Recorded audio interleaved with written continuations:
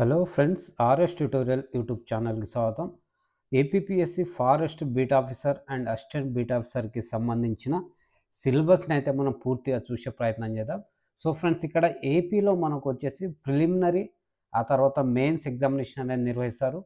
ప్రిలిమినరీకి separate syllabus ఉంది, మెయిన్స్కి కూడా సపరేట్ సిలబస్ అనేది ఇవ్వడం జరిగింది. అయితే ఈ ఎగ్జామినేషన్లో ప్రిలిమ్స్ కావచ్చు, మెయిన్స్ కావచ్చు, 2 స్టేజెస్లో కూడా మనకు 1/3 నెగిటివ్ మార్క్ అయితే ఉంది. సో ఫ్రెండ్స్, ఈ వీడియో చివరి వరకు చూస్తే అసలు ఈ ఫారెస్ట్ బీట్ ఆఫీసర్ సిలబస్ ఏముంది, ఏమైనా సిలబస్ మారిందా, కొత్త సిలబస్ ఏంటి అనే అంశాలు అయితే మనకు సిలబస్ మీద ఒక పూర్తి స్థాయి అవగాహన వస్తుంది. సో ఇంకా మనం టాపిక్లోకి వెళ్దాం. సో ఫ్రెండ్స్, ఇక్కడ చూస్తే మనకు స్కీమ్ ఆఫ్ ఎగ్జామ్ ప్యాటర్న్ ఏ విధంగా ఉందనేది చూస్తే, అంటే assistant beat officer and beat officer ఈ రెండింటికి కూడా సేమ్ సిలబస్ ఉంది. ఇప్పుడు మనం చూస్తున్నది స్క్రీనింగ్ టెస్ట్, అంటే ప్రిలిమినరీ ఎగ్జామినేషన్కి సంబంధించి. సో ఫ్రెండ్స్, ఇక్కడ మనకు part A, part B. So part ఏలో general studies and mental ability 75 questions ఉన్నాయి. సో మ్యాక్సిమం 75 మార్కులు.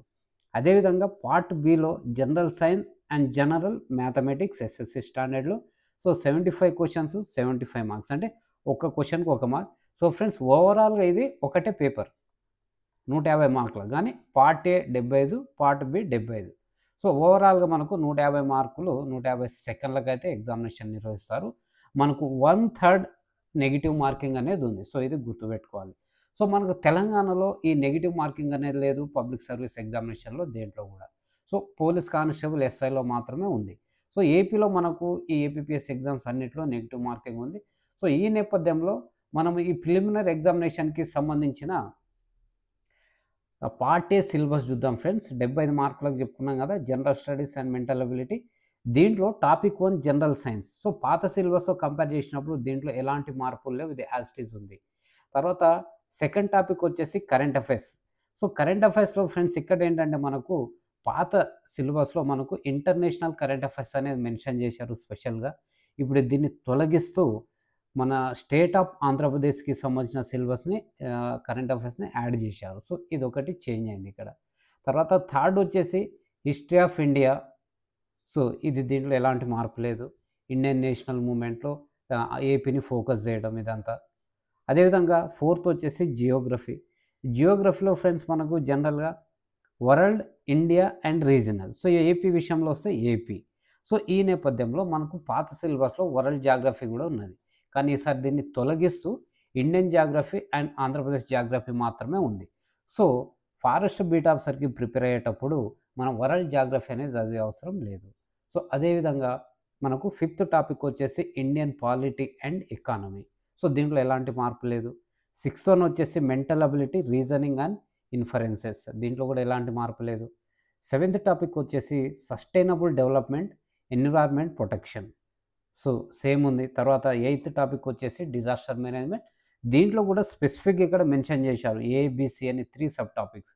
So concept of disaster management and vulnerability profile of India and state of AP. So disaster management సంబంధించి ప్రభావిత ప్రాంతాలు, అలా causes and effects of earthquake, cyclone, tsunami, fluids and drought. తర్వాత man made disaster. దీంట్లో prevention strategies, mitigation strategies and mitigation measures. So friends, ఇదంతా కూడా మనకు ఈ 8 టాపిక్స్లోకెల్లా అన్నీ సేమ్ ఉన్నాయి. బట్ మనకు జాగ్రఫీలో వరల్డ్ జాగ్రఫీ తీసేశారు. తర్వాత ఇంటర్నేషనల్ రిలేషన్ తీసేసి, కరెంట్ అఫైర్స్ తీసేసి, ఆంధ్రప్రదేశ్ కరెంట్ అఫైర్ అనేది స్పెషల్గా మెన్షన్ చేయలేదు. దాని ప్లేస్లో ఆంధ్రప్రదేశ్ కరెంట్ అఫైర్స్ అనేది మెన్షన్ చేశారు. ఆ తర్వాత ఫ్రెండ్స్, ఇది మనకు పార్ట్ ఏలో ఈ 8 టాపిక్స్లో ఈ 2 మార్పులు అయితే ఉన్నాయి. తర్వాత పార్ట్ బిలో మనం చూసే ఫ్రెండ్స్, ఇక్కడ మనకు దీంట్లో కూడా 75 మార్క్ జనరల్ సైన్స్ చూద్దాం. సో జనరల్ సైన్స్లో ఫస్ట్ ఎలాంటి మార్పు లేదు. Source of energy, renewable, non renewable sources of energy అనేది ఉంది. ఆ తర్వాత చూస్తే మనకు living world. So live process వచ్చే nutrition, modes of nutrition, autotrophic, heterotrophic, parasitic, ఈ విధంగా nutrition of plants, nutrition of animals like amoeba, grasshopper, human digestive system, respiration in plant and animals. So అదేవిధంగా type of respirations, aerobic and అనెరోబిక్స్ respiration through skins, జిల్స్, lungs, ఈ విధంగా. So ఎర్త్వామ్లో ఏ విధంగా ఉంది, ఫిష్లో ఏ విధంగా ఉంది, ఈ విధంగా హ్యూమన్లో ఏ విధంగా. Knowledge of structure and function of human respiratory system. So ఇది మనకు జాగ్రఫీ రిలేటెడ్. అదేవిధంగా ఫ్రెండ్స్ మనకు నెక్స్ట్ టాపిక్ అంటే ఇక్కడ ఎలాంటి మార్పులు ఇవన్నీ ఇప్పుడు కూడా ఉన్నాయి. తర్వాత మనం చూసుకుంటే ఇక్కడ ట్రాన్స్‌ప్లాంటేషన్, ట్రాన్స్‌పోర్టేషన్ అండ్ ఎక్సర్షన్. తర్వాత reproduction, growth, heredity and evolution. So దీంట్లో మళ్ళీ సబ్ టాపిక్ వచ్చేసి రీప్రొడక్షన్ అండ్ గ్రోత్, తర్వాత హెరిడిటీ అండ్ ఎవల్యూషన్. సో పరిణామ క్రమము, వంశము. సో ఈ విధంగా దీంట్లో డిఎన్ఏ కావచ్చు, so elementary knowledge of evolution. So ఈ పరిణామ క్రమానికి సంబంధించిన బేసిక్ అంశాలు. తర్వాత న్యాచురల్ రిసోర్సెస్, దీన్ని మళ్ళీ మెటల్, నాన్ మెటల్స్‌గా డివైడ్ చేశారు. ఆ మెటల్‌లో ఏం టాపిక్స్ అనేవి కూడా ఇక్కడ ఇచ్చారు. సో ఫ్రెండ్స్ ఇది. అదేవిధంగా మనం చూస్తే సిక్స్త్ టాపిక్ వచ్చేసి కార్బన్ కాంపౌండ్. సో ఈ కార్బన్ కాంపౌండ్‌లో అంశాలను కూడా ఇచ్చారు. సో సెవెంత్ టాపిక్ చూడండి ఫ్రెండ్స్, ఇక్కడ మనకు environment and environmental problems. So దీంట్లో ఇది చాలా చాలా కీలకమైనది. దీంట్లో causes, prevention, control of environmental problems, land, water, air, noise pollution, accumulation of waste material. So waste material ఒక దగ్గర పోగు కావడం. So biodegradable and non biodegradable materials, interaction between biotic, non biotic component of ecosystem, ecological balance, efforts, measures of conservation of environment.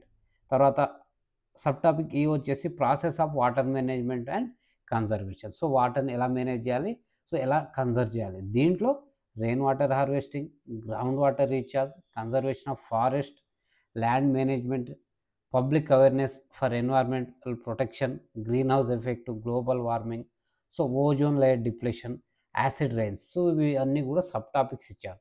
So సిలబస్లో ఇచ్చిన ప్రతి టాపిక్ని మనం touch చేయాలి.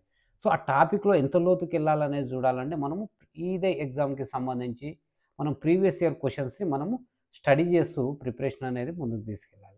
తర్వాత ఫ్రెండ్స్ ఇక్కడ మనకు ఎయిత్ టాపిక్ వచ్చేసి ఇక్కడ ఉన్నది ఎథ్నోబాటనీ అనేది మనకు న్యూ టాపిక్. గతంలో ద యూనివర్స్ అనేది ఉండేది. సో ఈ యూనివర్స్ సంబంధించి అన్ని ప్లానెట్స్ గురించి కావచ్చు, యూనివర్స్కి సంబంధించి ఇవన్నీ ఉండేది. సో ఈ టాపిక్ని కంప్లీట్గా తీసివేసి ఎథ్నోబాటనీ అనేది ఇక్కడ ఇంట్రడ్యూస్ చేయడం జరిగింది. సో ఫ్రెండ్స్ ఇది మనకు part B, forest beat officer part B సిలబస్కి సంబంధించిన కంప్లీట్ వివరణ. సో దీంట్లో సీజనల్ ప్లాంట్స్, పెరినియల్ ప్లాంట్స్కి సంబంధించి కూడా. సో ఇది మనకు general science part below. So part below arithmetic అంటే జనరల్ మ్యాథమెటిక్స్ చూస్తే, సో ఫ్రెండ్స్ గతంలో మనకు ఈ టాపిక్స్ కూడా ఉండే. సో ఈ ఆర్థమెటిక్, జామెట్రీ, స్టాటిస్టిక్స్తో పాటుగా ఈ ఆల్జిబ్రా, త్రికోణమితి, మెన్సురేషన్ కూడా ఉన్నాయి. బట్ ఇప్పుడు algebra, trigonometry, mensuration complete remove చేసేసి ఓన్లీ 3 టాపిక్స్ మాత్రమే ఉంచారు. సో ఈ ఆర్థమెటిక్స్లో కూడా ఇచ్చారు ఇక్కడ number system, natural number and integers, rational and real number, fundamental operations like addition, subtraction, multiplication, division, square root, decimal fraction ఈ విధంగా. తర్వాత unitary method, time and distance, time and work, percentages, application and simple interest and compound interest. So ratio, profit and loss, ratio proportion and variation. So మనకు arithmetic దాదాపు SI constable ఉన్న ప్రతి almost అన్ని అంశాలు అయితే ఇక్కడ మెన్షన్ చేశారు. So elementary number థియరీలో చూస్తే మనకు division algorithm, prime numbers, composite numbers, test of divisibility. So test of డివిజిబిలిటీలో కొన్ని నెంబర్స్ స్పెసిఫిక్గా మెన్షన్ చేశారు. తర్వాత multiples and factors, factorisation theorem, HCF, LCM, కాసాగు, గాసాబా. అదేవిధంగా మనకు logarithms base 10, law of logarithm. So logarithms సంబంధించిన టేబుల్స్ అండ్ దాని యొక్క లాస్. తర్వాత జామెట్రీలో line, angle, plane and figures. So theorems ఉన్నాయి కొన్ని. సో ఇక్కడ ప్యారలల్ లైన్స్ అంటే ఏంటి, properties of angles at A point, sides and angles of triangle, అదేవిధంగా similar triangle, concurrence and medians and altitude. So ఈ విధంగా డిఫరెంట్. తర్వాత సాంఖ్యక శాస్త్రంలో కూడా కొంత ఇచ్చారు.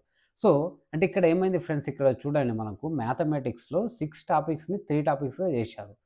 దాంట్లో ఆల్జిబ్రా, మెన్సురేషన్, ట్రిగ్నోమెట్రీ చాలా కీలకమైనది, ఎక్కువ టైం తీసుకుంటుంది. సో ఈ 3 టాపిక్స్ తీసేశారంటే ఇక్కడ మ్యాథ్స్లో 50% సిలబస్ తగ్గిపోయింది, చాలా ఈజీ అయిందని చెప్పొచ్చు మనకు. సో ఈ విధంగా మనకైతే జనరల్ మ్యాథమెటిక్స్లో సిలబస్లో మార్పులు అయితే రావడం జరిగింది. సో ఫ్రెండ్స్ ఆ తర్వాత మనకు ఎవరైతే ప్రిలిమ్స్ క్వాలిఫై అవుతారో వారికి 1/3 నెగిటివ్ తర్వాత ప్రిలిమ్స్ క్వాలిఫికేషన్ ఉంటుంది. ఆ తర్వాత మనకు మెయిన్స్ ఎగ్జామినేషన్ అనేది నిర్వహించడం జరుగుతుంది. సో ఫ్రెండ్స్ ఇక్కడ ఏదైతే ప్రిలిమ్‌లో ఉందో సిలబస్ అదే సిలబస్ మెయిన్స్‌లో కూడా ఉంటుంది. బట్ ఎగ్జామ్ ప్యాటర్న్ అనేది కొంచెం డిఫరెంట్ ఉంటుంది. సో, దీంట్లో మనకు 3 పేపర్స్ ఉన్నాయి.